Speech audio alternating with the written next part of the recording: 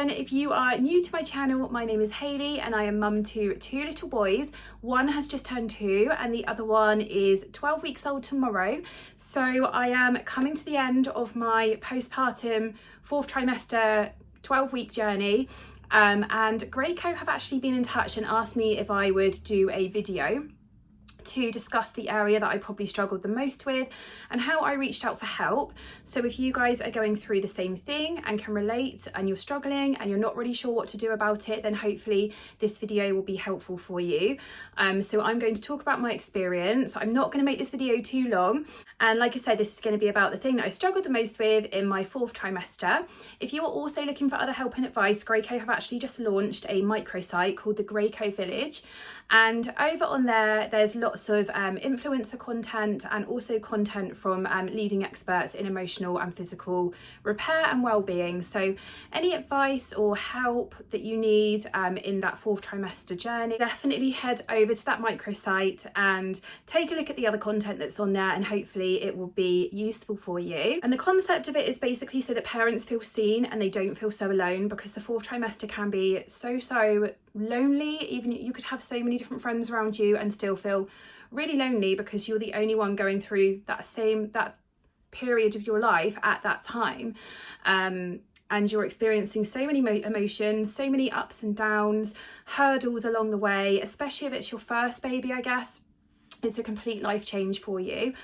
So that's the point of the Graco Village that they've launched. It's to help parents not feel so alone, and it's somewhere that they can go for help and advice whenever they need to. So let's get more into the video, and I will talk about the one thing that I struggled with the most. So with my most recent postpartum journey, having had my second baby, I spent a lot of my second pregnancy, thinking it can't be harder than going from no children to 1 child, because that is a complete life change, and I'm already used to being a mum. I'm used to not laying in at weekends. I've got all the baby equipment already. I'm just used to that lifestyle now, and I was very wrong. I feel like going from 1 child to 2 children was harder. A lot of people told me that it would be, and like I said, I didn't fully believe it till he arrived. But yeah, it's been a journey. I'm feeling better. I'm feeling more positive now, but I think I got to about, so I had the normal baby blues at the beginning for about 10 days. And then after that, I was fine. My children were having a really nice bond together. It was absolutely lovely, and I was enjoying it. And then my husband went back to work when I was about 3 weeks postpartum. And at that point, because he works long days, 2 days a week, so I was doing solo bedtime by myself. I was alone with them from about 8 o'clock in the morning till about 10:30 at night. And I know that's just 2 days a week. That's not a lot. Like, there's single mums out there and you're doing amazing. But for me, I struggled with that solo bedtime with a toddler who didn't always want to go to bed and a newborn that was screaming for my attention. And I feel like probably from about after a couple of weeks of doing that, so from about 5 weeks postpartum, my mental health started going a little bit like that. So it got to about week 7 or 8, and after a few weeks of mood swings, extreme irritability and anger that would just come out of nowhere, and I thought, this isn't me, this isn't normal. I didn't have this after my first baby.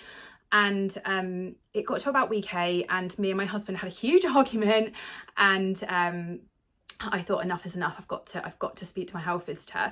So if you're feeling like that, the first person you would go to normally is your health visitor, because I did phone the GP and they told me to go through my health visitor first, and then she would then refer me to the GP if she believed after, because they do like a test on you to see if you've got postnatal depression or postnatal anxiety, and depending on what you score with that, they would then refer you to the GP. So that's what happened with me.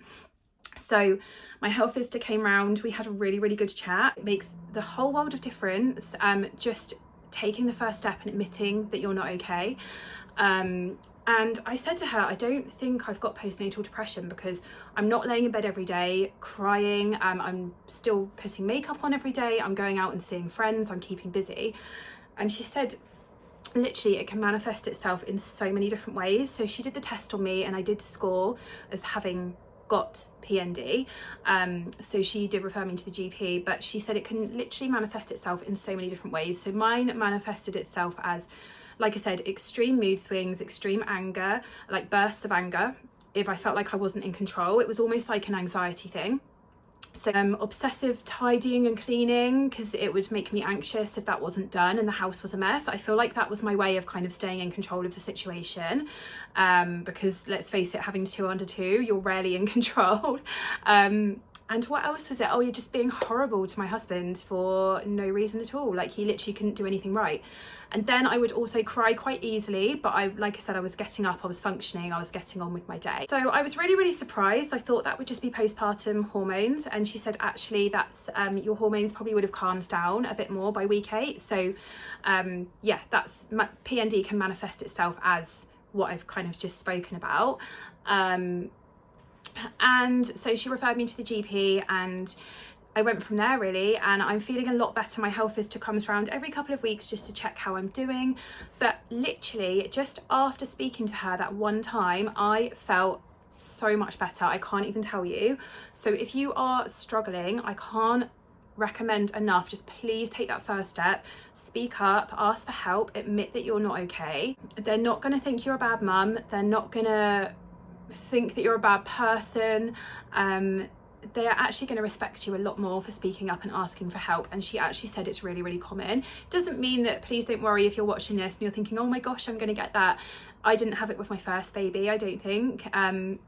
So please don't worry, it's not definitely going to happen to you, but I feel like it does need to be spoken about more, because a lot of women feel like they can't admit when they're not feeling okay after having a baby. It's meant to be the happiest time of your life, and it is, but we need to normalize talking about our feelings and admit that your body has just been through some mental changes for the last 9 months, and you're not necessarily going to come out of it, you know, skipping around and full of joy, and most mums don't. So we just need to normalize talking about it, and there shouldn't be such a stigma attached. I think people are getting better at talking about it. And if you're not feeling okay, like I said, please go to your health visitor as the first port of call, and it will just have that massive weight lifted off your shoulders, and hopefully you can start making some positive steps to getting back to enjoying your children. I found that I wasn't really enjoying all of my days with them, and I'd look forward to the weekend when my husband was home so I didn't have to parent them on my own, but I am slowly getting back there, and I'm enjoying the days a lot more with them again now, and that's literally just from talking. I haven't taken the tablets they've given me, just because I was a bit worried about the side effects, and I felt like I wasn't quite at the stage yet where I needed the tablets, so they are still a backup option for me, but for me it's been talking, and that has been the biggest help. So as long as that's working, I'm going to carry on with that, but yeah, like I said, I promise you are not alone. My DMs are always open if you're going through similar. Please, please, please speak up. You will feel so much better, and life with your baby goes so fast. You don't want to look back and think, I didn't enjoy that, because that's how I thought, and I thought, I don't want to look back and think that I missed out on that time with my baby because I wasn't enjoying the days ahead, because I just felt so overwhelmed. I had constant mum guilt over not being able to do enough for them and juggling 2 of them. So I just think, yeah, speaking out is the first port of call, and once you've done that, like I said, a massive weight will be lifted off your shoulders. So I hope this video has been helpful for you. I hope if you're struggling at the moment, it has encouraged you to speak out, but that is the thing that I have struggled with the most in this particular 4th trimester this time around. Definitely check out the other content on this microsite, because there's lots of helpful videos and tips from other influencers, other experts, if you need help in other areas and you're not going through kind of this sort of what I've been through. But yeah, thank you so much for watching, and I will catch you in the next video. Mwah.